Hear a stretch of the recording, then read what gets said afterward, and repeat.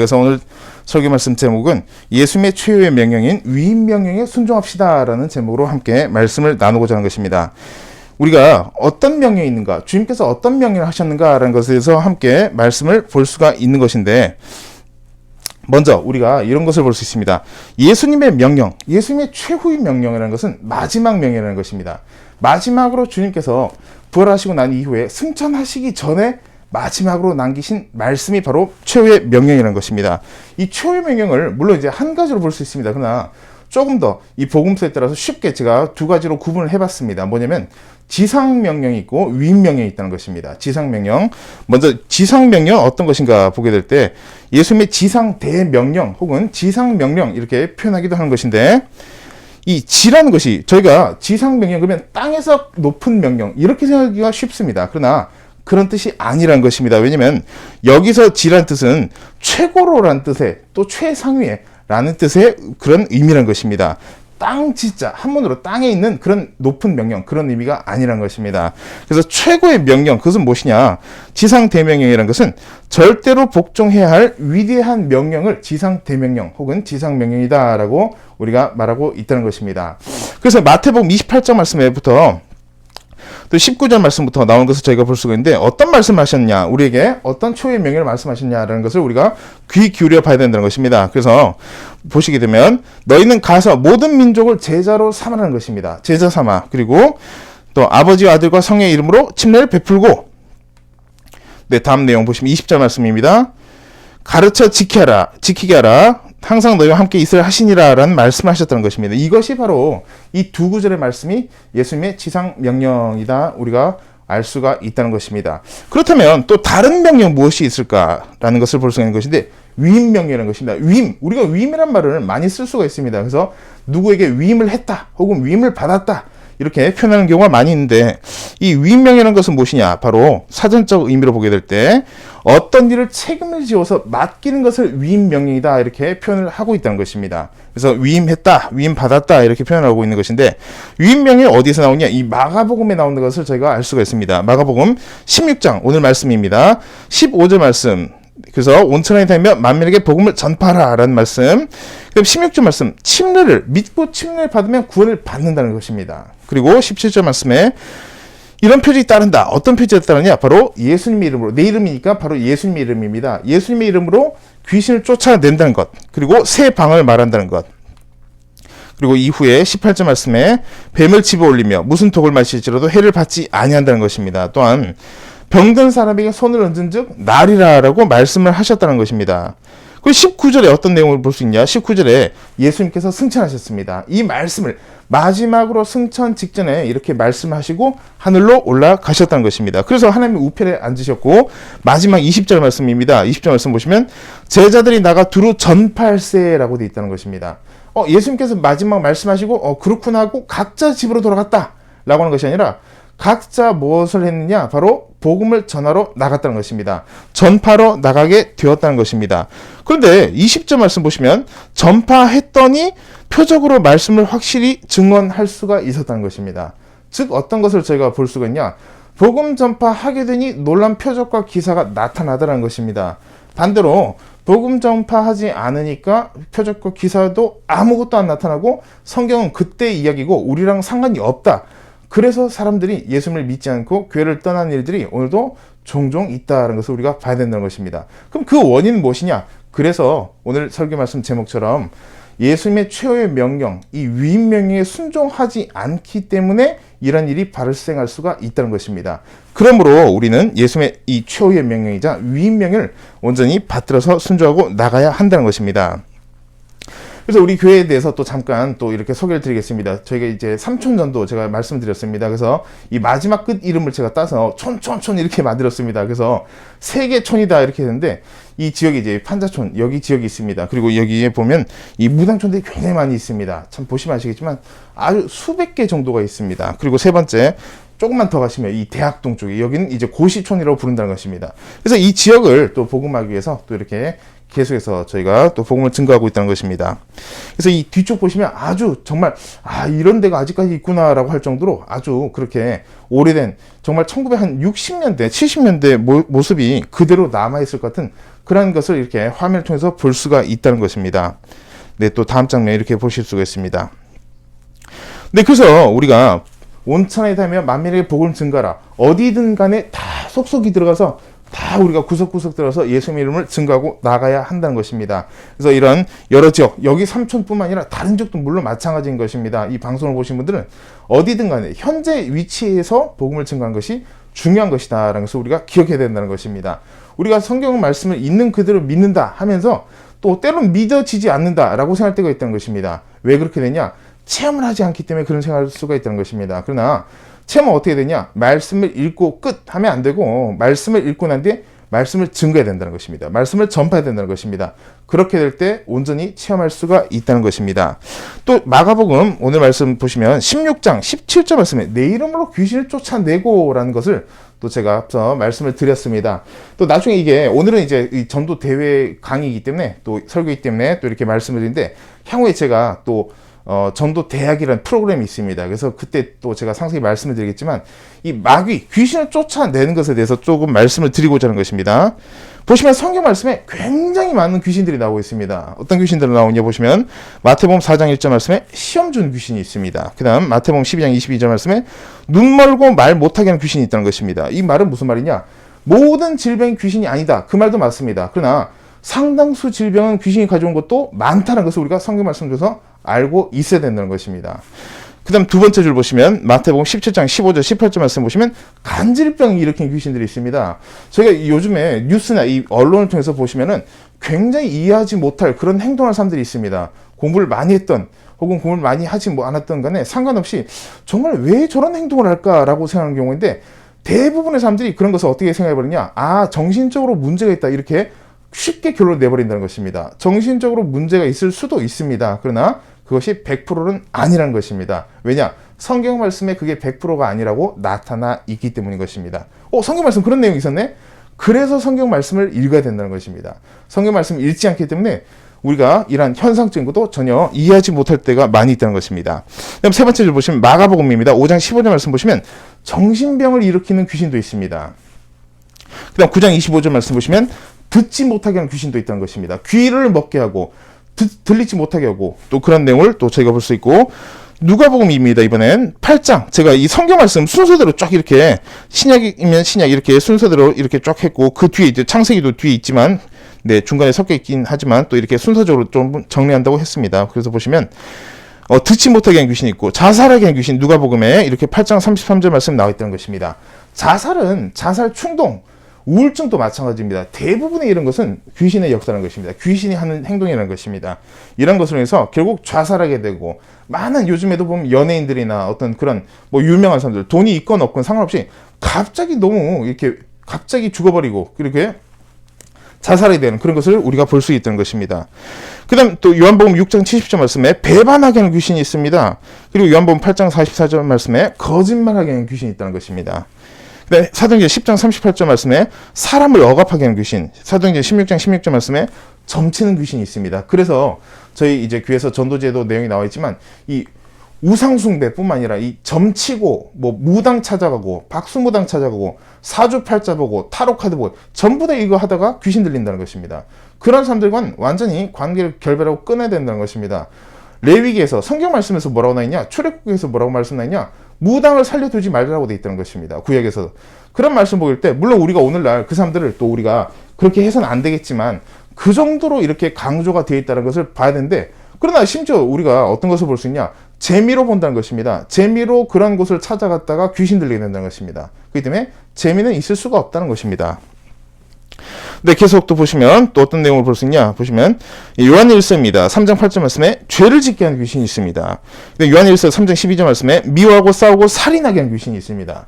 우리가 언론을 통해서 보면은 살인을 저지르고 난데 가끔씩 이렇게 말하는 사람도 있습니다. 나도 모르게 그랬다. 혹은 누가 나에게 시켰다. 이렇게 말하는 사람도 있다는 것입니다. 그러면 사람들이 대부분 저 사람 감형받기 위해서 거짓말한 거야 라고 말한다는 것입니다. 물론 그럴 수도 있습니다. 그러나 그렇지 않고 실제로 그렇게 들어서 하게 될 수도 있다는 것입니다. 왜냐? 성경 말씀에 그렇게 나와 있다는 것입니다. 그래서 우리가 이런 것을 다 절대 무시할 수가 없다는 것을 기억을 해야 하는 부분입니다. 네, 창세기 3장 13절 말씀에 하나님 말씀에 불순종하게 하는 귀신이 있습니다.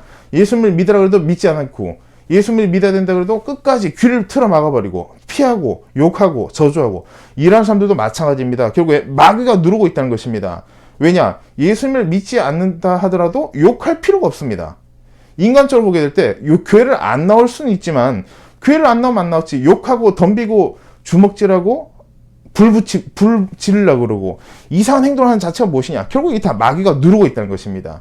근데 이런 것도 우리는 다 어떻게 생각하냐? 아, 정신적으로 문제가 있어. 또 이렇게 쉽게 결론 짓는 경우가 많이 있는데 절대 그렇지가 않습니다. 네, 그 다음 욥기 말씀입니다. 고난을 가져온 귀신 1장 9절에서 11절 말씀에 또 이렇게 말씀이 나타나 있습니다. 그래서 고난, 욥이 나쁜 짓을 해서 그렇게 하는 것이 아니라 하나님께서 또 부분적으로 허용을 하셨다는 것입니다. 그래서 마귀가 욥에게 고난을, 머리 정수리부터 발끝까지 모든 이 병을 가져와서 욥을 굉장히 힘들게 했던 그런 것을 우리가 욥기를 통해서 기억하고 있다는 것입니다. 그다음 베드로전서 5장 8절 말씀에 신앙인을 박해하는 귀신입니다. 그래서 요즘에도 보면은 교회를 다니면 아주 그냥 죄인이고 아주 나쁜 그런 사람으로 여기는, 그렇게 사람에게 그런 생각을 주입을 시킨다는 것입니다. 물론 교회를 다닌다고 다 온전할 수는 없습니다. 그러나 그 자체만으로도 분노를 견디지 못한 사람들이 있습니다. 인터넷 댓글 보면 아주 상상을 초월하는 그런 내용들의 말들을 쓰게 볼 때, 아, 그냥 뭐 좀 맞지 않고 또 자기가 좋아하지 않을 수는 있지만 굉장히 분노하는 것 자체. 왜냐? 마귀가 주식이 분노입니다. 분노. 사람에게 분노하게 만들어서 죄를 짓게 만든다는 것입니다. 그 다음 또 요한계시록 12장 10절 말씀, 참수하는 귀신, 이런 종류의 귀신들이 있다는 것입니다. 그래서 이만큼 성경 말씀에 제가 필요한 아주 중요한 부분을 이렇게 요약해서 말씀드렸고, 그 외에도 굉장히 많이 나와 있습니다. 군대 귀신, 저희가 너무나 잘 알고 있다는 것입니다. 여러 그런 귀신이 나와 있지만, 이런 내용을 현대에서 우리가 한마디로 뭐라고 보고 있느냐? 이렇게 얘기해 버립니다. 아, 그런데 너무 관심 가지면 안 돼. 너무 귀신 그런 얘기 하지 마. 라고 말하는데, 이 말 자체가 마귀가 좋아할 수 있다는 것입니다. 쉽게 얘기해서 한국에 혹은 다른 나라에 이렇게 볼 수 있습니다. 이 스파이, 이 간첩이 가장 좋아하는 말이 뭔가 우리가 생각해야 될 필요가 있습니다. 무엇이냐? 아, 간첩은 우리나라에 없어. 이 말을 간첩이 굉장히 좋아할 수 있습니다. 또 한 가지, 간첩이 싫어한 말이, 간첩은 우리나라에 너무 많아. 이 말을 싫어할 수 있다는 것입니다. 그러나 어느 말이 되었던 간에 중요한 것은 무엇이냐? 우리가 인지하지 못하게 될 때 공격당할 수 있다는 것을 우리는 잘 알고 있어야 된다는 것입니다. 그리고 또 그런데 너무 관심 가지지 마라고 말하면서 정작 우리가 예수님 이름으로 귀신을 쫓아낸 적이 몇 번 있길래 그렇게 말하는가라는 것도 생각을 해야 된다는 것입니다. 왜 그런 말 하는가? 체험이 없기 때문에 내가 체험이 없으므로 그런 얘기는 할 필요 없다라고 결론 지은 것은 굉장히 잘못된 생각이라는 것입니다. 왜냐하면 성경에서 마가복음 16장 17절 말씀에 내 이름으로 곧 귀신을 쫓아내며 라고 예수님께서 위임명령으로, 최후명령으로 말씀을 하셨기 때문인 것입니다. 네, 그래서 내 이름으로 귀신 쫓아내며 라고 말씀하셨는데, C.S. 루이스, 너무나도 잘 아는 그런 기독교 변증가입니다. 이 C.S. 루이스가 뭐라고 말했는지를 내용을 잘 봐야 될 필요가 있습니다. 악마에 대해 생각할 때 우리 인류가 빠지기 쉬운 두 가지 오류가 있습니다. 그 내용은 서로 정반대이지만 심각하긴 마찬가지 오류들이죠. 하나는 악마의 존재를 믿지 않는 것입니다. 제가 아까 말씀드린 부분입니다. 아, 우리나라는 간첩 없어. 뭐 러시아나 다른 데도 간첩 없어. 이렇게 얘기하는 것입니다. 그런 존재 자체 믿지 않는다는 것입니다. 또 다른 하나는 무엇이냐? 믿긴 믿되 너무 지나치게 불필요하게 너무 관심 많이 가진다는 것입니다. 아, 막 불안해하고 이 귀신 때문에 어떡하나, 혹은 뭐 어떤 그런 정치적인 그런 내용을 보게 되면 이 스파이들 때문에 어떻게 하나 고민하고, 이런 것 자체도 벌써 굉장히 마귀가 좋아하게 된다는 것입니다. 그래서 C.S. 루이스는 한 얘기가 무엇이냐? 악마들은 이 두 가지 오류를 똑같이 기뻐한다, 이렇게 말하고 있습니다. 유물론자와 마술사를 가리키지 않고 열렬히 환영하고 있다라고 그는 스크류테이프 편지라는 책에서 이렇게 기록을 남겼다는 것입니다. 그가 죽은 지 한참 시간이 지났습니다. 그럼에도 불구하고 여전히 이 내용은 굉장히 중요한 그런 내용이다, 우리는 기억을 해야 한다는 것입니다. 그래서 마가복음 오늘 말씀 보시면 예수님의 위임명령, 최후 명령이자 위임명령에 대해서 보시면 요약을 해서 제가 보면 이렇게 말씀드릴 수 있습니다. 15절 말씀에 너희는 온천에 되며 만민에게 복음을 전파라. 15절 전도입니다. 그 다음 16절 침례 받으면 구원받고 믿지 않으면 정죄를 받게 된다는 것입니다. 17절 말씀에 예수님의 이름으로 축기, 이 귀신을 쫓아내는 것을 축기라고 하는 것입니다. 혹은 축사라고 표현하기도 하고 있습니다. 그 다음 새 방언을 받는다고 예수님이 말씀하셨습니다. 이건 한 개인이 주장한 것이 아니라 예수님께서 말씀하신 것입니다. 18절 말씀에 뱀을 집어올리며 라고 말씀을 하셨는데, 이건 정말 살아서 꿈틀댄 그런 뱀을 집어올린다는 것이 아니라 어떤 뱀이냐, 영적으로 잘못된 이 마귀적인 것, 마귀 이런 것을 구별하고 분별해내는 것을 의미한다는 것입니다. 영분별. 그리고 병든 자에게 손을 쥐지 나리라 말씀하셨다는 것입니다. 그래서 병을 고쳐야 된다, 병을 고치라고 우리에게 말씀하셨습니다. 그리고 19절 말씀에 승천하셨고 20절 말씀에 제자들이 전도하게 되었더니 확실히 또 증거할 수 있었다. 왜냐? 표적과 기사가 나타났기 때문에 이런 것을 우리가 말씀에서 발견하게 된다는 것입니다. 그러면 15절 말씀부터 20절까지 말씀을 쉽게 한 번에 요약해서 보면 어떤 것을 볼 수가 있느냐? 바로 전도로 시작해서 전도로 끝난다는 것입니다. 근데 대부분 어떤 경우를 우리가 볼 수 있냐? 전도하지 않으니 중간 과정도 없고 그 후의 과정도 체험하지 못한다는 것입니다. 이 전도라는 것은 단순히 우리가 나가서 어떤 그런 복음을 증거하고, 물론 복음 증거한 것이 굉장히 단순한 것이 아니라 중요한 부분입니다. 그러니까 거기까지 생각하기 때문에 그 뭐 중요한 거 아니다 이렇게 생각할 수 있는데, 결코 그렇지 않습니다. 성경에서는 결코 그렇게 말하고 있지 않기 때문인 것입니다. 그래서 모든 것이 어떤 것이냐, 전도로 시작해서 전도로 끝나는 것인 것입니다. 그것이 바로 예수님의 최후의 명령이자 우리에게 주신 위임 명령이다라는 것을 우리는 볼 수가 있는 것입니다. 근데 영어 이렇게 또 내용 원문들이 이렇게 많이 있습니다. 복잡하게 있는데 제가 아주 짧게 이렇게 요약을 한번 해보겠습니다. 근데 이 4MS라는 것입니다. 4M. 그게 뭐냐? 그러니까 M이 네 가지입니다. 네, M이 네 가지인데 M으로 시작한 단어 네 가지입니다. 결국 무엇이냐? 첫 번째 보시면 스텝 1 보시면 man입니다. man. 왜 갑자기 이런 얘기를 할까라고 생각할 수 있지만 man, 사람입니다. 사람. 교회, 이 기독교 부흥 운동 역사 자체가 어떻게 일어난가 그런 것을 설명해 드리려고 하는 것인데, 사람을 통해서 하나님께서 역사하신다는 것입니다. 뭐 마틴 루터도 그렇고 뭐 많이 있습니다. 존 웨슬레도 마찬가지입니다. 뭐 찰스 피니, 조나단 에드워즈, 무디 뭐 굉장히 많은 사람들이 있습니다. 그런 사람들인데 결국 하나님께서 사람을 통해서 역사하신다. 짐승이나 동물, 뭐 나무, 식물로 역사하신 것이 아니라는 것입니다. 사람을 통해서 역사하신데, 두 번째 무엇이냐? 무브먼트입니다. 무브먼트. 두 번째 M으로 시작하는 건데, 무브먼트는 무엇이냐? 우리가 잘 알고 있는 것처럼 어떤 움직임 이런 뜻이 아니라 운동입니다. 어떤 운동, 성결 운동 혹은 오순절 운동, 이런 운동을 의미하고 있다는 것입니다. 그래서 이런 운동, 그러면 스텝 1이 있으니까 스텝 2가 있다는 것입니다. 사람을 쓰셨기 때문에 사람을 통해서 운동을 일으키신다는 것입니다. 야구도 마찬가지입니다. 1루 없는 2루가 없듯이 1루를 통해서 2루, 3루, 홈으로 들어오는 것처럼 스텝 1이 결국 사람을 통해서, 그 다음 스텝 2가 사람 통해서 운동을 일으킨다는 것입니다. 그리고 세 번째가 무엇이냐? 메인터넌스, 결국 뭐냐? 관리, 유지, 보수라는 것입니다. 머신이라고도 제가 적었는데 이건 무엇이냐? 기계화. 그게 뭐냐면 제도화로 빠져버린다는 것입니다. 하나님께서 한 사람을 쓰셔서 크게 부흥운동을 일으키셨는데 그 뒤에는 유지하기만 급급해진다는 것입니다. 그냥 하던 대로 그냥 뭐 제도적으로 그냥 원래 하던 데니까 그냥 그렇게 하자, 이렇게 굉장히 푹 깔아놓고 다운되는 이런 것을 역사적으로 보게 된다는 것입니다. 그 다음 스텝 4가 뭐냐면 네 번째 내용이 마뉴먼트입니다. 기념물, 기념비, 그냥 기념관처럼 그냥 예전에 그랬대 끝 이렇게 해버린다는 것입니다. 이게 결국 어떻게 되냐? 그냥 이렇게 하고 마지막에 쇠퇴하게 되는 이러한 과정을 우리가 볼 수 있다는 것입니다.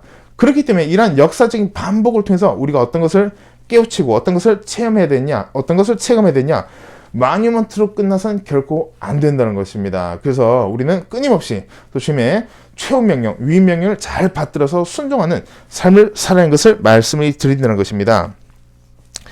네, 또 여러 가지 또 이 전도에 대해서 오늘 또 이렇게 말씀을 드리는데, 이 전도할 때 이렇게 한 분들이 있습니다.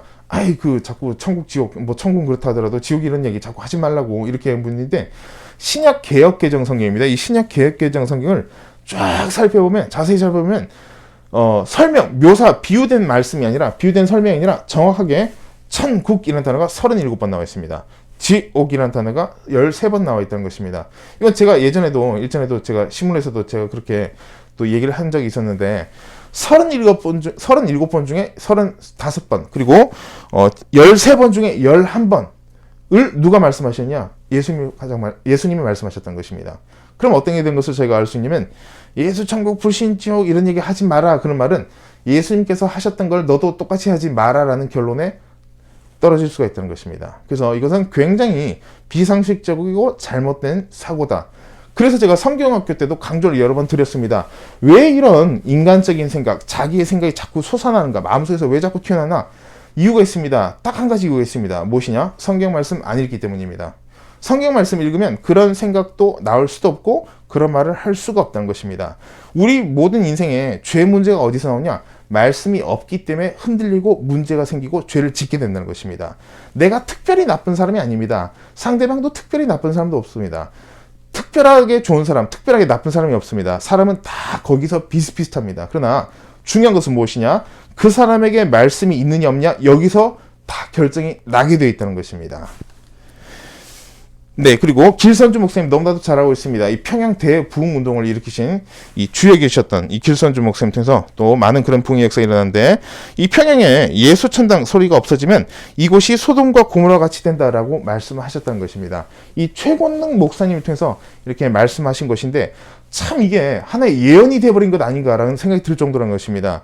요즘에 이 교회들이 이렇게 차별금지법 반대를 계속 이렇게 하고 있는 것을 저희가 볼 수가 있는 것인데, 차별금지법에 대해서 이야기를 하고 있는 것을 저희가 아는 것인데, 현재 이 우리나라도 마찬가지입니다. 다른 나라도 마찬가지인 것입니다. 이 동성애 문제가 발생하고 있는데, 소돔과 고모라가 동성애로 마지막 죄를 짓고 바로 이 불과 유황이 떨어져서 다 심판나서 죽게 됐던 것을 우리가 말씀드려서 잘 기억하고 있다는 것입니다. 그렇다면 오늘날도 이 동성애가 이렇게 만연하고 이렇게 동성애를 또 추구하고 옹호하는 사람들이 많이 있는 것을 보게 될 때, 이 원인이 무엇인가? 또 다른 이유가 없습니다. 교회가 복음을 증거하지 않기 때문이라는 것입니다. 지금도 복음 증거하는 교회가 물론 많이 있을 것입니다. 그러나 전부 다 모두가 그렇게 하지 않고 있다는 것을 우리는 발견하기 때문인 것입니다. 그래서 죄의 시작은 무엇이냐? 말씀이 없는 곳에 죄가 장성할 수밖에 없습니다. 그렇기 때문에 이 모든 죄를 끊어버린 것은 무엇이냐? 그 지역에 그 사람의 말씀이 심겨져야 된다는 것입니다. 그래서 우리가 복음을 증거하고 나가야 한다는 것입니다.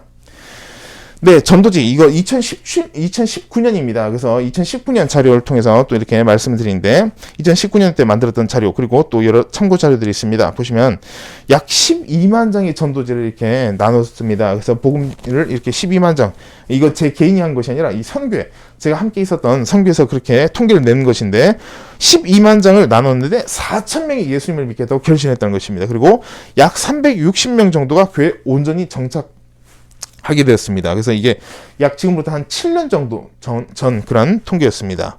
그리고 비교에 어떤 한 교회가 있는데, 그 교회에서는 한 만장의 전도지를 나눴더니 한 3명의 정도의 사람들이 교회로 오더라는 것입니다. 그리고 네, 또 이후에 20명이 와서 10명이 정착하게 되는 것입니다. 아니 3명 왔는데 갑자기 20명 어디서 나왔나라는 것을 또 볼 수가 있는 것인데, 그래서 우리가 육안으로 다 판단할 수가 없습니다. 오늘 씨를 뿌려서 내일 자라는 식물이 없다는 것입니다. 콩나물에게 아무리 물을 줘도 당장 안 자라납니다. 근데 뒤돌아보면 자라있다는 것입니다. 복음도 비슷한 그런 것을 우리가 경험할 수 있습니다. 그래서 어쨌든 간에 우리가 희망을 가지고 끊임없이 복음을 증거하는 것이 중요한 것이다. 우리가 당장 우리가 어떤 결과나 경과가 없다고 해서 실망하거나 포기해서는 안 된다는 것입니다. 찬송가, 너무 잘하는 찬송가 있지 않습니까? 씨를 뿌릴 때에 나지 아니할까 염려하는 그런 내용도 있다는 것입니다. 그러나 나중에 예수께서 칭찬하시리니 기쁨으로다 늘 거두리로다, 너무나도 잘하는 그런 가사가 있다는 것입니다. 그래서 찬송가만 그렇게 부를 것이 아니라 우리가 신앙적인 생활도, 행동 패턴도 그렇게 실천하고 나가야 되겠다라고 봐야 되는 것입니다.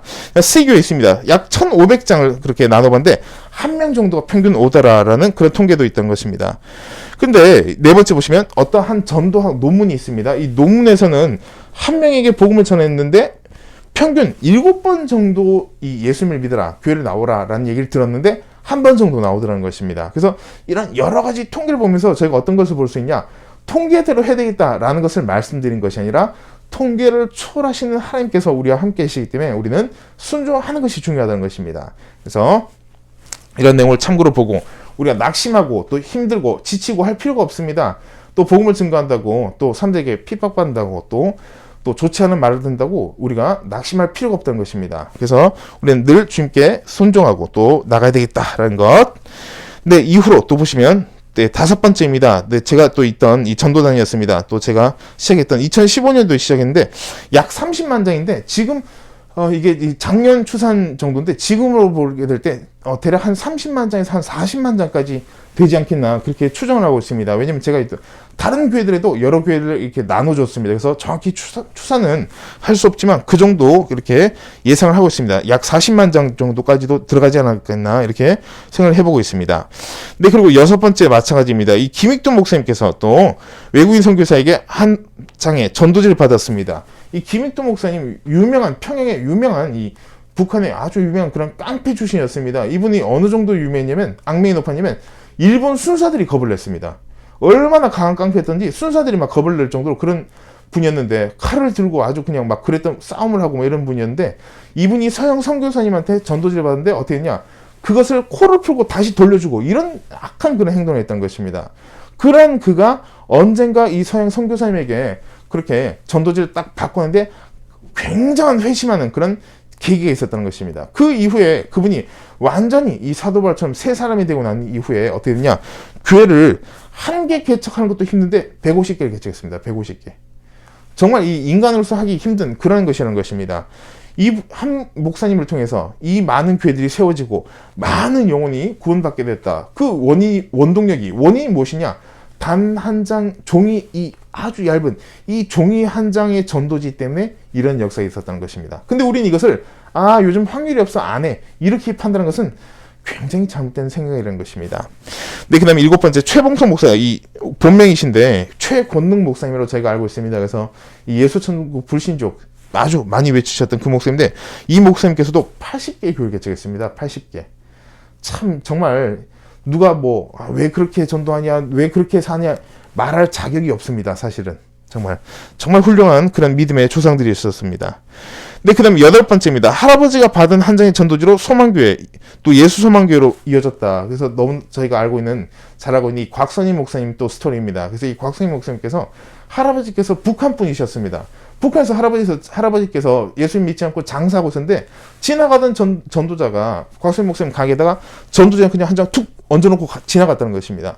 근데 그 전도지를 입고 곽선임 목사님 할아버지께서 밤새 통곡하고 울고 난리를 치고 회개하게 됐다는 것입니다. 그래서 손자가 지금 된 이 곽선임 목사님께 뭐라고 얘기하냐면 너는 남한에 가서 목사가 되어라, 목회자 되어라 그렇게 말씀하셨던 것입니다. 그래서 이 곽선임 목사님께서 또 할아버지를 통해서 또 예수를 믿게 되고 또 나중에 곽선임 목사님의 손자분까지 또 지금 이렇게 믿게 되는 그런 것을 볼 수 있는데 그 이후로 이 소망교회가 세워지고 또 그 이후로 예수 소망교회까지 또 세워지는 수만 명의 그런 성도분들이 또 예수님을 믿게 되는 그런 것을 저희가 보게 된다는 것입니다. 또 전도로 성장교회 많이 있습니다. 여의도 순복음교회 너무 대표적입니다. 전 세계 최대 교회로 그렇게 알려져 있고, 그다음 소망교회, 명성교회 잘 아시는 교회입니다. 주한장로교회, 대전중문교회, 세계로 금남교회 이런 교회들이 있다는 것입니다. 그래서 여러 교회들이 결국 다 어떻게 되냐? 전도로 성장하게 되었다는 것을 볼 수가 있다는 것입니다. 네, 전도 결과 또 제가 짧게 하나 말씀을 드리면 이 사주팔자 내용이 빨간색으로 제가 이렇게 형광펜식으로 했는데 이렇게 궁합이나 사주팔자 이런 거 하면 안 된다 이런 내용을 제가 전도지에 작성해서 이걸 드렸는데 그냥 지나간 분한테 드렸는데 이걸 또 마침 누가 보셨냐? 마침 이분이 보셨습니다. 이분이 본인이 사주팔자 하시는 분인데 전 그것도 모르고 그냥 지나가시길래 이렇게 드렸는데 본인이 직접 이렇게 보게 됐다는 것입니다. 참 이렇게 놀라울 수가 없습니다. 그래서 나중에 얼마 지나고 며칠 지나서 제가 딱 보니까 여기 자리가 없어져 버렸습니다. 이게 전도지 힘이라는 것이 그만큼 위력 있고 강력한데 여전히 너무나도 사람들은 그런 복음 증거에 대해서 생각을 많이 하지 않고 있는 것을 우리가 보게 된다는 것입니다. 근데 이것은 이제 2019년 그런 내용이었습니다. 그래서 벌써 2년 전 얘기인데 1년 반 정도 전인데 서울시에서 종교행위 강요 특별신고센터를 만들었었습니다. 그래서 요즘에도 보면 예배를 못 드리게 한다라고 해서 여러 가지 그런 논란들이 많고 또 잘못된 그런 행동을 취한 것을 저희가 볼 수가 있는 것인데, 근데 보시면은 전도하지 못하도록 법적으로 이렇게 공문을 보냈습니다. 법적으로 이렇게 공문을 보내서 실시를 했다는 것입니다. 그래서 제가 혹시나 아니겠지 싶어서 했는데 제가 시청이 들어서 사이트를 들어가 봤습니다. 근데 그대로 양식이 다 나와 있습니다. 그래서 공문이 실제로 내려와 있는 이런 것을 보고 제가 물론 그 전에도 그렇지만 감을 잡았습니다. 왜냐? 세상은 기독교를 좋아하지 않는다는 것입니다. 그래서 지금은 더 심한 그런 것을 우리가 경험하고 또 볼 수가 있겠지만 이런 일들이 벌써 예전부터 있었는데 너무 사람들이 다 먹고 살기 바쁘고 둔감하고 그냥 나만 아니면 되지 이런 좀 잘못된 개인주의적인 생각이 빠지다 보니 지금 이렇게 교회들이 힘들고 어렵게 되는 이런 상황을 우리가 경험하고 있다는 것입니다. 그래서 깨어서 기도해야 되고 세상이 어떻게 돌아가는지 우리가 금방 또 알 수 있을 정도로 또 우리가 잘 이런 내용들을 파악을 하고 있어야 되는 것입니다. 깊이 있게 다 분석을 하지 못한다 할지라도 성경 말씀을 읽고 그 이후로는 이 세상적인 그런 것도 우리가 말씀을 통해서 분별을 잘 해야 된다는 것입니다. 네, 그래서 아무리 중요한 문제라 하더라도 특정 문제에 사로잡혀서 결과적으로 현재 전도하지 않거나 전도하지 못하고 있다는 것은 벌써 영적 전쟁에서 패배하고 있다는 것입니다. 그래서 전도하지 않거나라고 말했습니다. 이 전도하지 않는다라고 생각하는 사람들이 많이 있습니다. 근데 사실 가만히 보면 전도하지 못하는 것들이 많이 있습니다. 못한 경우들이 많이 있다는 것입니다. 그래서 우리가 이런 것을 잘 알 수 있어야 되겠다. 아무리 중요한 문제라도 복음 전파보다 더 우위에 있는 것이 없습니다. 왜냐하면 예수님의 지상명이자 최후명령이자 위임명령 자체가 바로 복음 전파였기 때문인 것입니다. 네, 이번에 피터 와그너 박사 잘 아실 것입니다. 그래서 옛날 풀러 신학교 또 교수셨던 선교 신학 교수셨는데 교회 성장에 대한 이해가 있습니다. 이 1986년도 책을 또 제가 어떻게 또 찾아내갖고 또 이렇게 또 스크랩을 또 중요한 부분을 이렇게 발췌해봤습니다. 내용을 보시면은 교회들이 성장하는 데 도움을 주는 그런 류의 복음 전도를 결합시키는 데 있어서 특히 중요한 것들 이 두 가지 있다고 나는 생각한다. 하나는 교회 전체의 사명 가운데서 복음 전도가 차지하는 우선순위를 유지시켜야 할 필요성이다. 이 우선순위를 박탈하면 교회 성장에 부정적으로 작용하는 심각한 결과들이 거의 필연적으로 따른다는 것입니다. 다른 우선순위보다 복음 전도보다 다른 우선순위를 그 위에 얹어버리면 심각하게 문제가 발생한다는 것입니다. 그 당연한 얘기입니다. 왜냐? 교회가 세워진 목적은 함께 모여서 맛있는 음식 먹으려고 세워진 것이 아닙니다. 함께 모여서 또 좋은 옷을 나눠 입고 패션이나 가방 나눠서 사고 팔고 하는 바자회 하기 위해서 교회 세워진 거 아닙니다. 그럼 교회가 왜 세워졌냐? 전도하기 위해 세워졌습니다. 그렇기 때문에 이러한 것을 본질적인 것을 우리가 결코 잊지 말아야 한다는 것입니다. 네, 지역별 전도 현황 또 제가 또 분석을 조금 해봤습니다. 그래서 이 경기도 군포시에 있을 때 제가 한번 분석해봤는데 많은 교회들이 있습니다. 요즘에 정말 한 지역에 한 어떤 동네 한 지역만 가도 뭐 교회들이 굉장히 많은 것을 볼 수 있는데 정말 전도하지 않은 교회들이 너무나도 많다는 것입니다. 2년 정도 제가 그 지역에 있으면서 전도를 해봤는데 전도한 교회는 한 5개 내외 정도밖에 불과하다는 것입니다. 그래서 그것도 5회 정도 내외로 거의 전도하지 않는다는 것입니다. 그래서 우리나라 사람들은 이런 얘기를 많이 하고 있습니다. 우리나라에 뭐 5만 5천 교회, 6만 교회 있다 이렇게 얘기하는데 이제 1차적으로 많은 교회 있다는 것이 참 중요한 부분이 맞습니다. 근데 조금 우리가 더 신앙적으로 깊이 있게 해야 됩니다. 생각을 해봐야 됩니다. 왜냐면 많은 게 중요한 것도 있지만 많은 게 전부는 아니라는 것입니다. 제대로 된 하나가 세상을 바꾸게 되어 있습니다. 제대로 된 한 사람이 세상을 바꾸게 되어 있다는 것입니다. 그리고 제대로 된 한 교회가 세상을 바꾸게 되어 있습니다. 그렇기 때문에 우리가 많은 것도 좋지만 깊이 있게 어떻게 되냐? 각자 사명을 잘 감당하는 것이 온전한 본질이다라고 봐야 되는 것입니다. 네, 현재 여기가 이제 관악구입니다. 그래서 이 영상을 보신 분들은 또 아시겠지만 여기 이제 관악구 신림동입니다. 이제 요즘에 이제 뭐 구획 이렇게 정리되었고 삼성동 또 무슨 동 이렇게 뭐 대학동 이렇게 나눠져 있긴 한데 그래서 이제 현재 이렇게 저희가 이제 저희 교회에서 복음 증거하는 그 지역 반경 이 컴파스 돌 3바퀴를 돌린다면 반경 800m에서 이 네이버 지도 앱을 딱 검색해 보면 교회가 몇 개 나오냐? 55개 나옵니다. 55개. 근데 미등록 교회들도 있습니다. 미등록 교회까지면 천주교를 제외한 교회들인데 미등록 교회까지면 약 70교회 정도 가정교회라든가 또 등록하지 않은 교회라든가 하면 대략 그 정도 되지 않겠나 본데 3년 이상 여기서 또 전도를 하면서 전도하는 교회를 확인해 봤는데 약 3개 내외 정도의 교회들만 전도하고 있다는 것입니다. 그리고 3년간 그것도 횟수로 따지면 한 7회 정도 내외. 제가 여기 지역을 웬만한 골목길까지 제가 많이 알고 있습니다. 근데 제가 못 본 것이 아닙니다. 왜냐면 제가 시간대, 요일별 다 바꿔서 제가 많이 다니는데 거의 그렇게 본 적이 없다는 것입니다.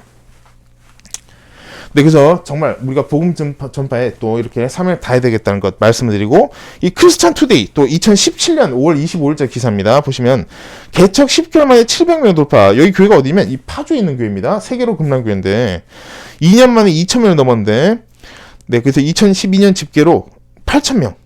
한국교회 사라진 지 오래된 철회기도, 촌스러운 것으로 치부된 노방전도가 세계로 금남교회의 성장 키워드로 주성민 목사는 현재도 주일 예배에 매주 적게는 수십 명, 많게는 100명 이상의 새신자가 교회를 방문하는데 한 사람도 전도자 없이, 이 부분이 중요합니다. 한 사람도 전도자 없이 온 사람이 없다는 것입니다. 그냥 온 것이 아니란 것입니다. 또한 우리 교회는 불신자에서 전도된 사람이 95%라는 것입니다. 95%. 근데 제가 앞서 말씀드렸지만 요즘 시대가 그래서 이 전도 잘 안 된다고, 전도 요즘 옛날 얘기고 요즘 그런 거 안 통한다고, 그렇지 않다는 것입니다. 이 교회 이렇게 성장하고 있다는 것입니다. 그리고 청년들 중심으로 급격히 부흥하고 있다라고 강조를 했다라고 기사의 내용에 나와 있다는 것입니다. 크리스찬 투데이 내용입니다. 네, 그래서 어떤 것을 또 이렇게 또 볼 수 있냐면 이 교회 성장학적으로 그리고 교회 개척학적으로 내용을 보게 되면 어떤 걸 발견할 수 있냐면, 개척교회가 아무리 물질적, 인적 공급을 받아도 한계가 있습니다. 왜냐? 교회는 물질이나 인적으로 필요한 그런 도움 받는 것도 좋긴 좋습니다. 그러나 자급자족해야 됩니다. 뭐로 자급자족해야 되냐? 바로 전도로 자급자족해야 된다는 것입니다. 전도로 자립할 수가 있다는 것입니다. 돈으로 교회 성장되는 것이 아닙니다. 아무리 돈이 많아서 한 목사님께서 예를 들어서 목사님의 아버지가 엄청난 부자라서 그냥 수천억을 가지고 계신다 해서 100억짜리 그냥 건물 하나 지어주신다 하더라도 사람이 안 오면 끝입니다. 그건 교회가 아니라는 것입니다. 그건 건물 덩어리일 뿐입니다. 그래서 어떻게 되냐? 교회는 전도로 성장하는 것이 성경적이라는 것입니다. 초대 교회도 전도해서 사람들이 모이면서 교회가 세워져 나갔습니다. 지금처럼 건물 짓고 사람 모으는 그런 것이 아니라는 것입니다. 그래서 교회는 전도자로 성장할 수밖에 없다는 것. 명성훈 목사님, 명성훈 박사님 잘 아실 겁니다. 굉장히 저명한 그런 분이신데, 이 명성훈 박사님께서 전 세계적으로 대형교회는 안 가본 곳이 없는 것으로 제가 알고 있습니다. 정말 많은 그런 또 활동을 하셨고 사역을 하셨는데, 이 목사님께서 책에 쓰신 작년 추석 300명 돌파의 원리와 전략이라는 책에서 보시면 이런 내용이 있습니다. 전단교회가 되기 위해선 둘째로 담임 목사 자신이 먼저 전도해야 됩니다. 이렇게 나와 있다는 것입니다. 그리고 대다수 교회가 성장하지 않는 이유는 목사가 전도하지 않기 때문이다. 이렇게 나와 있다는 것입니다. 그래서 저도 마찬가지입니다. 저도 물론 이 책을 보기 전에도 저는 계속 이제 열심히 해왔지만, 그래서 누구부터 해야 되냐? 바로 리더부터 해야 된다는 것입니다. 영적 리더부터 먼저 솔선수범하고 실천해야 된다는 것입니다. 그래서 제가 계속 강조하는 것이 실천이 중요하다는 것입니다. 네, 또 이런 내용이 있습니다. 적어도 최근 한국교회 성장사는 수평이동을 통한 것임을 부인하기 어렵다. 이렇게 비정상적으로, 수평이동 자체가 비정상입니다. 비정상. 왜냐하면 하나님께서는 출산을 원하시지 전입신고 원하시지 않기 때문인 것입니다. 그래서 교회는 스스로 자기 관리 에너지를 소진할 수밖에 없고, 또 구원의 방주로서 가장 본질적인 해야 될 전도사역은 일종의 행사 정도로 치르기 마련이고, 교회를 전도 체질로 바꾸려면 어떻게 해야 할 것인지, 그리고 목회자의 의식 회복이 가장 급하다는 것, 그리고 또 어떻게 되냐 보시면 한 영혼을 구원하는 일에 최선을 다해야 된다라고 이야기하고 있다는 것입니다. 근데 이후에도 보시면 성도들에게 전도하고 목회자는 전도하지 않는 이상한 현실을 깨야 된다. 이 빨간색 글자가 참 중요한 부분입니다. 그 교회 내에서, 교회 안에서 목회자보다 더 전문적인 전도자는 있을 수 없다는 것입니다. 많이 하고 적게 하고, 그러니까 많은 사람 데려오고 적게 데려오고, 이건 차후의 얘기입니다. 그 제일 중요한 것은 무엇이냐? 가장 전문가는 누가 되냐? 목회자가 되야 되는 것입니다. 환자를 고치는 전문 의사가 환자 수술하지 않고 그냥 직원한테 수술 맡기는 게 말도 안 되는 것입니다. 병원에서 환자가 치료받으러 가는데, 의사한테 이 진료받으러 가는데 그냥 직원한테 그냥 저 사람 좀 봐줘, 이런 일이 있을 수가 없다는 것입니다. 이건 비정상적이기 때문에, 그래서 이런 일은 또 목회자가 잡다한 일들은 뒤로 해야 된다. 영혼군에 앞장서야 된다는 것입니다. 당진 동일교회 이순 목사님 말씀하신 내용이고, 네, 또 이후에 또 내용 보시면 이런 내용이 있습니다. 현대 교회가 불신자를 위한 전도 체질의 교회가 되려면 무엇보다도 먼저 목회자가 변해야 된다라는 내용이 있고, 네, 그리고 이 세 번째 줄에 중요한 내용이 있습니다. 집에 있는 하나님의 자녀를 돌보는 것도 중요한 사역이지만, 이렇게 되어 있습니다. 그래서 우리가 이미 주변에 보시면 가족분들이나 친척, 친구분들, 이미 믿는 분들, 그분들도 또 믿음으로 잘 성장되어지고 잘 또 세워져 나가는 것도 중요한 부분 맞습니다. 그러나 잃어버린 영혼을 찾는 것이 가장 급선무라는 것입니다. 그래서 이 맨 마지막 줄 보시면 목사는 전도 경험이 가장 풍성한 전도꾼이 되어야 된다라고 이렇게 말씀을 하셨다는 것입니다. 이후에 보시면 교육과 친교도 결국 복음 전도란 지성령을 위한 과정, 교육과 친교 목적이 무엇이냐? 복음 전파입니다. 근데 친교를 위한 친교만 하면 나중에 싸움이 나게 되어 있습니다. 트러블이 생기게 되어 있습니다. 참 정말 신기할 정도로 근데 굳이 그럴 필요가 없는데 왜 그럴까라는 생각이 들 정도로 이런 문제가 생길 때가 있다는 것입니다. 그래서 항상 무엇이냐? 본질을 벗어나면 문제가 발생하는 것이 맞다는 것입니다. 군인은 나라를 지킨 것이 본분이고 경찰은 또 지역을 지킨 것이 본분이고 교회는 복음 전파가 세워진 목적이라는 것입니다. 우리 그리스도인들도 마찬가지로 무엇이냐? 예수님의 이름을 증거하는 것이 우리의 본분이라는 것입니다. 네, 마지막 내용 보시면 이렇게 되어 있습니다. 목회자가 앞장설 때 교회가 변한다. 한국교회도 세워진다. 부광감리교회 김상현 목사님 이렇게 말씀하셨다는 것입니다. 네, 기흥 지구촌교회 안용호 목사님 말씀하신 내용인데 솔선수범해야 된다. 결국 무엇이냐? 제가 계속 강조드린 말씀처럼 실천 무엇이냐? 솔선수범과 연결되게 되어 있습니다. 그래서 솔선수범할 수밖에 없다. 그렇게 해야 된다는 것입니다. 네, 우리가 또 그리고 교회에서 전도에 대한 인식이 너무 낮습니다. 찬양사역자라는 말을 참 많이 듣습니다. 참 언제부터 생긴 단어인지 모르겠는데 언젠가부터 찬양사역자였는데 가만히 생각해보면 전도사역자라는 말 들어본 적이 한 번도 없습니다. 식당사역자라는 말 들어본 적 한 번도 없습니다. 주차관리사역자라는 말 들어본 적 한 번도 없습니다. 그러나 이런 것을 우리가 잘 알고 있어야 되는 게 모두가 주의 일을 하는 분들이 사역자입니다. 그래서 특별한 사람들만 혹은 뭐 찬양한 사람들만 사역자라고 할 수가 없다. 모두가 귀한 사역자다. 그러나 우리가 가장 먼저 해야 될 것은 무엇이냐? 바로 복음 전파라는 것입니다. 전도자에 가장 필요한 것이 있습니다. 무엇일까? 보시면 스킬, 어떤 뭐 기술적인 어떤 요령 이런 것이 아니라는 것입니다. 첫 번째 무엇이냐? 전도지를 전해주면서 즉시 믿을 것이라는 전도자 자신의 믿음입니다. 가만히 생각해보면 이런 원리입니다. 복음을 전파하게 되는데 내가 저 사람 근데 안 믿으면 어떡하지? 그럼 오늘 안 해야 되겠다라고 생각한 것 자체가 그 사람이 믿음이 없는 게 아니라 자신이 믿음이 없기 때문입니다. 전도하지 않는 사람이 전도자가 복음을 전하지 않는 믿음이 없어서 전하지 않는 것이 그 사람은 상관이 없습니다. 줌 받고 안 줌 뭐 안 받고 이렇게 돼버린 것인데 자기가 그렇게 생각하고 중간에 끊어버린 이것은 굉장히 잘못된 오류라는 것입니다. 두 번째는 무엇이냐? 열심히 전도하는데도 어렵고 힘든 그런 교회들이 있다는 것입니다. 그래서 이 두 가지를 이렇게 요약해서 말씀드렸고 또 몇 가지 더 있을 수도 있겠지만 이 두 번째 내용이 왜 중요하냐면 컨텐츠입니다. 컨텐츠. 저희가 뭐 이렇게 유튜브 방송이나 뭐 다른 내용도 마찬가지겠지만 컨텐츠가 굉장히 중요한 것입니다. 예전처럼 뭐 한두 문장으로 뭔가 판세를 뒤집게 하고 이런 것은 없다는 것입니다. 컨텐츠가 가장 중요한 것이다. 그러면 무엇이냐? 전도지 내용 자체가 중요하다는 것입니다. 그냥 어떻게 되겠지 이런 것이 결코 아니다라는 것. 네, 산모와 산파. 산모는 이 아기를 직접 출산한 사람입니다. 그러나 산파는 누구냐? 아이가 잘 태어날 수 있도록 도움을 준 사람이라는 것입니다. 그래서 우리가 교회적인 그런 내용을 중심 보게 될 때 전도자가 직접 양육한 것이 가장 좋다는 것. 전도자가 전도에서 함께 와도 목회자는 양육에 한계가 있습니다. 그리고 세 번째, 모든 교회는 목회자부터 전도돼야 된다는 것. 네 번째, 산파가 아닌 산모의 마음으로 영적 출산과 양육이 필요하다는 것 우리가 기억을 해야 한다는 것입니다. 네, 그리고 요즘에 이 코로나 때문에 참 이 우한 코로나 때문에 여러 가지 많은 그런 어려움을 겪고 있습니다. 그래서 저희도 뭐 이 마스크를 끼고 또 이렇게 뭐 여러 가지 뭐 거리두기도 해야 되고 여러 가지 신경 써야 될 게 많이 있는 것인데, 근데 이렇게 이야기하는 질문한 분들이 있습니다. 막 언론에서 아주 교회는 뭐 나쁘고 교회는 뭐 이 코로나를 퍼뜨리는 그런 원산지로 이렇게 자꾸 몰아가고 이렇게 하는 것인데, 근데 제가 뭐 그에 대해서 말씀드리면 뭐 몇 시간 동안 해도 부족할 정도로 참 그런 뭐 내용을 제가 모르는 것이 아닙니다. 그러나 오늘은 이 전도 대회이기 때문에 전도에 대해서만 집중적으로 말씀드리겠지만, 근데 한 가지 말씀드리면 이 말이 안 되는 이유가 있습니다. 예를 들어서 직장을 하루에 주 5일째 근무한다면 직장을 하루에 8시간 있다가 퇴근합니다. 근데 교회는 주일 1시간 예배를 드리고 나갑니다. 그럼 일주일에 40시간 있다가 온 사람이 코로나 걸릴 확률이 높을지, 일주일에 1시간 교회 있다가 갔다 온 사람이 교회 갔다 온 사람이 코로나 걸릴 확률이 높을지, 그걸 잘 생각해보면 된다는 것입니다. 직장에는 손소독제 뭐 기본적인 있을 수 있겠지만 거리두기 할 수도 없습니다. 테이블이 이 책상들이 각각 다 붙어 있기 때문에. 근데 교회는 거리두기를 다 하고 있습니다.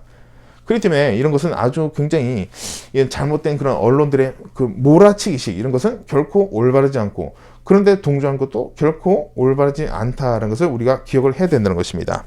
그래서 기독교는 사회에 대한 인식이 기독교에 대한 인식이 사회에 너무 안 좋다는 것입니다. 그래서 언론에서 매번 기독교에서 나쁜 얘기만 하는데, 아니 나 그래서 교회 못 가겠다 이렇게 얘기하는 분들이 있습니다. 근데 보시면 뭐라고 저희가 이야기 될 수 있냐? 참 이게 말하기가 쉽지 않을 수가 있습니다. 기독교가 좋은 일을 많이 하는데, 굉장히 많이 하는데 좋은 일을 하는 교회가 언론에 나올 수 없는 이유가 있습니다. 왜냐하면 공영방송에서는 특정 종교를 광고하지 못하게 되어 있습니다. 근데 공영방송은 특정 종교에 잘못된 것은 자유롭게 방송할 수 있습니다. 여기서 판가름 난다는 것입니다. 그래서 그렇게 특정 교회가 열심히 좋은 일을 하고 있으면 그런 것을 왜 그런 특정 종교를 왜 TV에 내냐, 그래서 아주 항의 전화하고 난리가 난다는 것입니다. 그럼 방송을 그렇게 할 수가 없습니다. 그러나 안 좋은 기사, 나쁜 기사는 자유롭게 또 그런 것에 대해서 많이 할 수가 있다는 것입니다. 그래서 우리는 나쁜 그런 단체, 나쁜 종교 이렇게 알려진 것은 굉장히 잘못된 것이다. 그래서 항상 나쁜 것만 하는 것으로 비춰지만 그것이 다가 결코 아니라는 것입니다. 그래서 이런 내용 우리가 복음 전파하다가 또 어려움을 겪을 때 이런 질문도 한번 생각해서 또 유용하게 사용해 봐야 된다는 것입니다. 우리가 잘 아는 것처럼 이 서울역도 그렇고 이 영등포역도 그렇고 노숙자 밥을 누가 지금 책임지고 있습니까? 교회들이 다 하고 있습니다. 교회들이. 물론 이제 뭐 다른 뭐 종교들도 조금씩 돕긴 하겠지만 이 주축은 교회라는 것입니다. 그래서 우리가 교회에 대해서 또 잘못된 그런 인식을 가진 사람들은 또 그것이 아니라는 것도 우리가 잘 설명해 줘야 될 필요가 있다는 것. 네, 사회는 발전하고 전도 방법은 고정되어 있습니다. 현 시점에서 전도자들에게 필요한 것은 전도 보수 교육입니다. 그래서 이 방송한 목적도 마찬가지입니다. 이미 전도를 하고 있는 분들도 특히 마찬가지입니다. 그래서 그냥 예전에 했다, 지금 하고 있으니까 됐다라고 하면 안 되고 보수 교육이 필요하다는 것입니다. 어떤 한 신학교 교수님이 이런 말씀하신 적이 있습니다.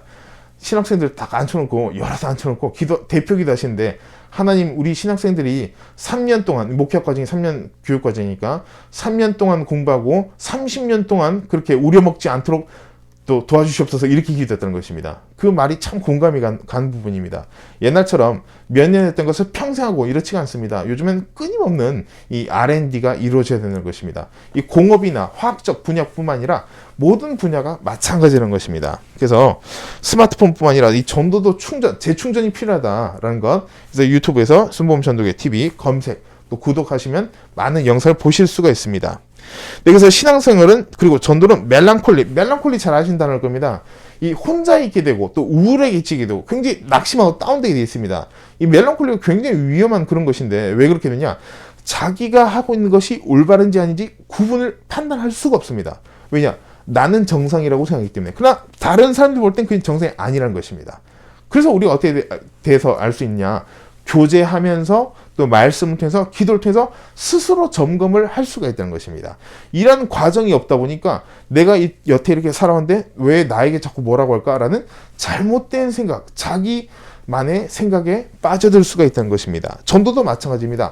혼자 계속 돌아다니면서 전도하는 분들인데 물론 복음 전파 자체는 중요한 부분이 맞습니다. 그러나 우리가 또다시 교제하고 또 보수 교육이 굉장히 필요하다는 것입니다. 그래서 100가지 중에 70가지를 잘해도 30가지를 고쳐나가야 된다는 것입니다. 그래서 더 많이 효율적으로, 효과적으로 우리가 복음을 증거할 수가 있다는 것입니다. 신앙생활도 마찬가지라는 것입니다. 그래서 교제하기 싫어서, 저 사람 난 싫어서 난 교회 안 나와, 이 말이 안 맞다는 것입니다. 저 사람 싫기 때문에 천국 안 가, 이런 말도 안 되는 것처럼 우리가 교회에서는 누가 싫건 좋건 이런 것이 아니라 내가 부족하기 때문에 그 부족함을 능력을 받을 수 있도록 기도해야 되고 또 그 사람을 사랑할 수 있도록 기도하는 것이 우리 기독교의 근본적인 신앙의 사고라는 것입니다.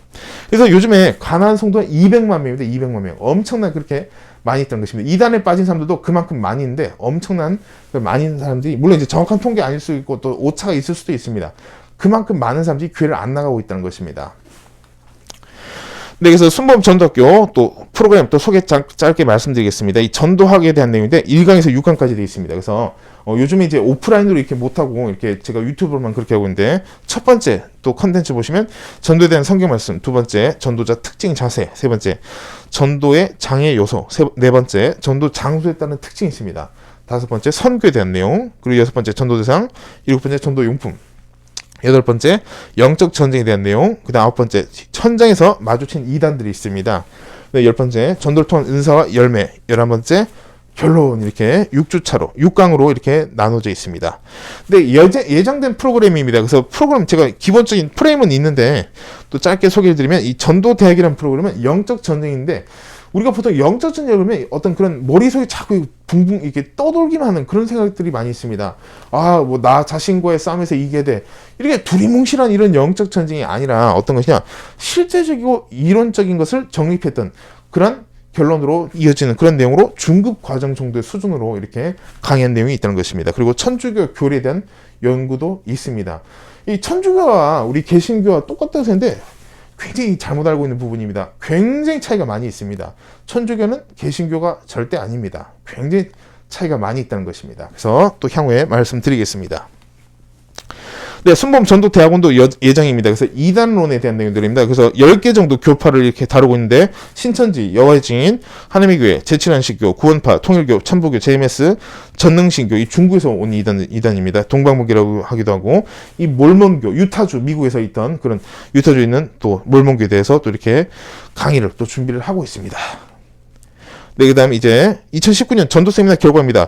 이 한 순봉교에서, 한 교회에서 이렇게 전도 세미나인데, 한 번에 140명 정도 새신자 그렇게 발생했다고, 약 140명 정도 발생했다고 제가 그렇게 얘기를 들었습니다. 그 다음 또 다른 또 순봉교회에서도 약 청년부 20명, 또 1년 이후에 재확인했는데 여전히 90% 정도가 그 교회에 정착해 있더라는 것입니다. 네, 그리고 또 다른 선교에서도 또 많은 결신이 일어났고, 또 C교회, 또 어떤 교회에서는 개척하고 전도를 한 번도 안 했습니다. 제가 볼 때는 한 번도 전도를 안 했는데 거기서 전도 세미나를 딱 하고 바로 그날 나갔습니다. 몇 주, 제가 한 3주 정도 이렇게 나가서 강의를 했는데 그렇게 하고 바로 전도를 시작하게 됐다는 것입니다.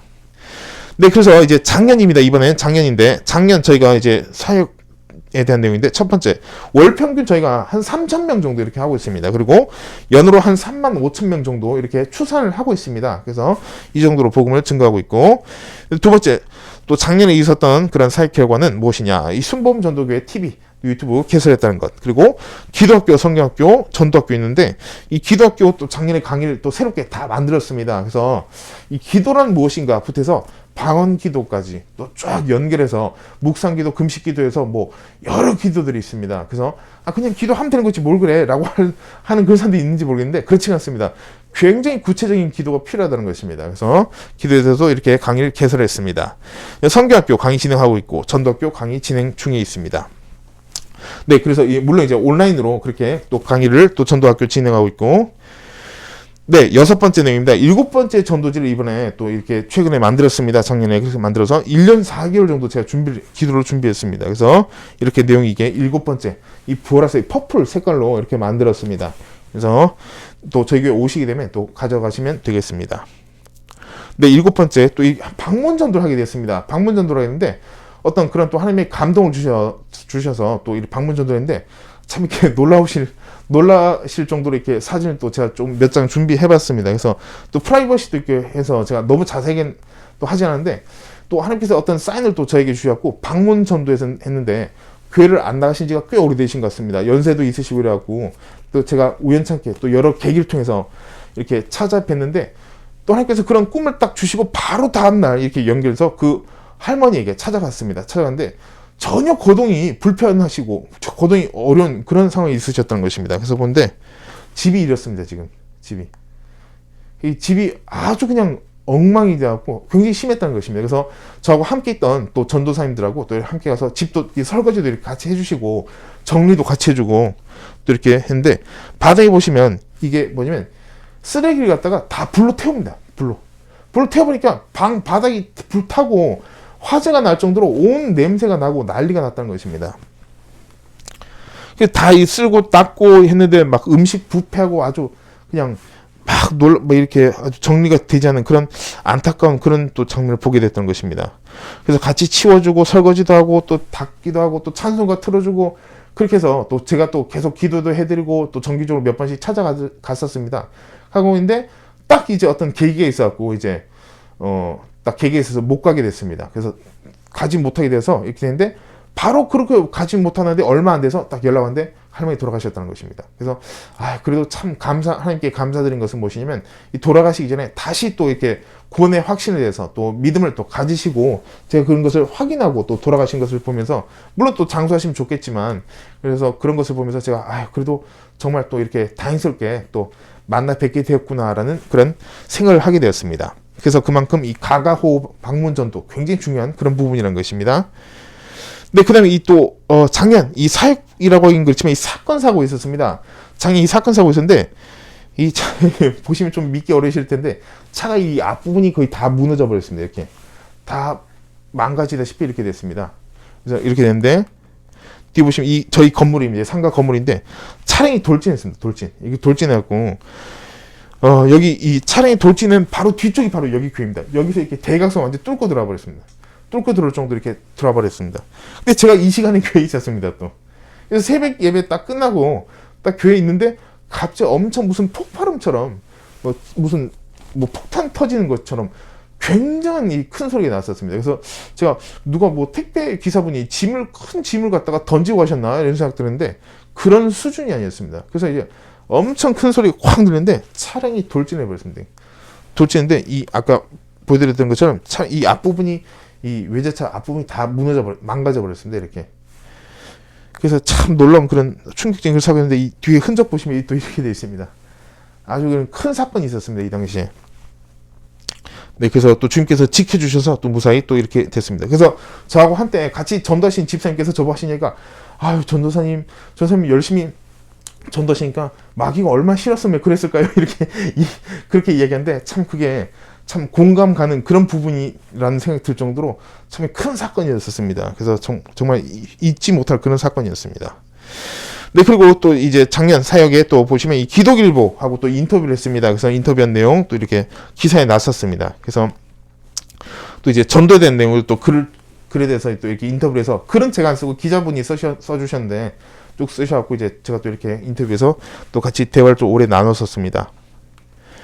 네, 그리고 순봉 강남교회 또 신문 글 기고했습니다. 그래서 보는데 신문 글 기고하는 게 보통 이 어려운 거 아닙니다. 계속 썼다가 또 고쳤다가 왜냐면 이게 또 연결이 잘 되는데 또 오해 소지가 있는 내용 또 빼야 되니까 그래서 제 신문 글이 좀 짧게 보이는데도 굉장히 이게 글 쓴 게 쉽지가 않았습니다. 그래서 또 원고를 보내드렸다가 또 다시 수정했다가 계속 거듭 반복을 했습니다. 그래서 결국 다 이렇게 완성을 했습니다. 그래서 근데 주제는 그런 내용입니다. 그래서 전도와 코로나19에 대한 감염증에 대한 그런 내용을 어떻게 전도할 것인가, 이 시대에 어떻게 해야 될 것인가, 전도해야 될 방법은, 그리고 방향성 어떻게 될 건가, 이런 것에 대해서 또 이렇게 글을 실었다는 것입니다. 네, 그래서 작년에 전도하면서 가장 비판받은 말, 그리고 가장 칭찬받은 말이 있습니다. 제가 전도하는데 어떤 아주머니가 저한테 이렇게 얘기하시는 겁니다. 아니 다른 교회들은 지금 코로나 때문에 다 지금 문 닫았는데 지금 여기는 지금 뭐 전도하고 있네. 참 제가 이런 얘기를 들었다는 것입니다. 그래서 혼자 말하듯이 이렇게 말을 갖다 이렇게 흐리다시피 이렇게 하긴 하셨는데 그래서 참 이게 비판인가 칭찬인가 싶은 그런 생각이 들었다는 것입니다. 근데 중요한 것은 무엇이냐? 누가 뭐라 하든 간에 그런 것이 중요한 것이 아니라 우리가 순종한 자세가 중요하다는 것입니다. 그래서 2021년부터는 우리가 말을 조금 바꿔야 될 필요가 있습니다. 예수 믿고 복 받으세요. 굉장히 옛날에는 가난하고 어렵고 힘들 때 이런 말을 많이 했었습니다. 그러나 이제는 어떻게 했냐? 예수 믿고 복 받는 것은 당연히 나타나고 따라와야 될 현상인데 첫 번째는 구원이라는 것입니다. 구원받는 것이 가장 첫 번째라는 것. 그 다음 두 번째, 꼭 우리 교회 올 필요는 없어요. 이렇게 전도한 분들이 있습니다. 근데 제가 볼 때는 꼭 그 말도 할 필요 없습니다. 왜냐면 우리 교회 온다 안 온다 그런 얘기를 떠나서 복음을 전한 그 장소 자체가 우리 교회 쪽으로 와서 우리가 양육시켜야 될 책임도 같이 가지고 있기 때문인 것입니다. 그래서 이런 것은 꼭 우리 교회 오란 것이 아니란 말 자체를 할 필요는 없습니다. 네, 세 번째, 전도지를 뿌린다 이렇게 표현한 분들인데 이 뿌린다 이런 표현이 올바르지가 않습니다. 하나님의 말씀인데 뿌린다 이렇게 한 표현은 아주 제가 볼 때는 아주 그냥 이렇게 좋은 표현이 아니다라는 생각이 드는 것입니다. 근데 네 번째, 새 신자는 절대 전도 못한다. 전도 절대 못한다. 라고 하는데 그렇지가 않습니다. 왜냐면 지금 새 신자분들은 우리 교회로 오게 되면 어떻게 되냐? 그분들 가족분들도 거의 다 새 신자입니다. 거의 다 예수를 믿지 않고 있다는 것입니다. 그래서 오히려 예수를 믿지 않는 사람이 주변에 다 안 믿는 경우가 많다. 그래서 새 신자 교육 때부터 전도를 몇 명 해와야 된다. 그런 의미가 아니라 전도에 대해서 우리 기본적인 것에 대해서 얘기를 해야 된다는 것입니다. 그래서 몇 명 데려와야 된다, 안 데려면 안 된다, 이런 강압적이고 부담주고 이런 것이 아니라 오늘도 우리가 주님의 명령에 순종했냐, 여기까지가 중요한 것입니다. 그 이후에는 우리가 최선을 다하되 주님께 맡겨야 되는 것, 이런 것까지 말씀을 드릴 수가 있습니다.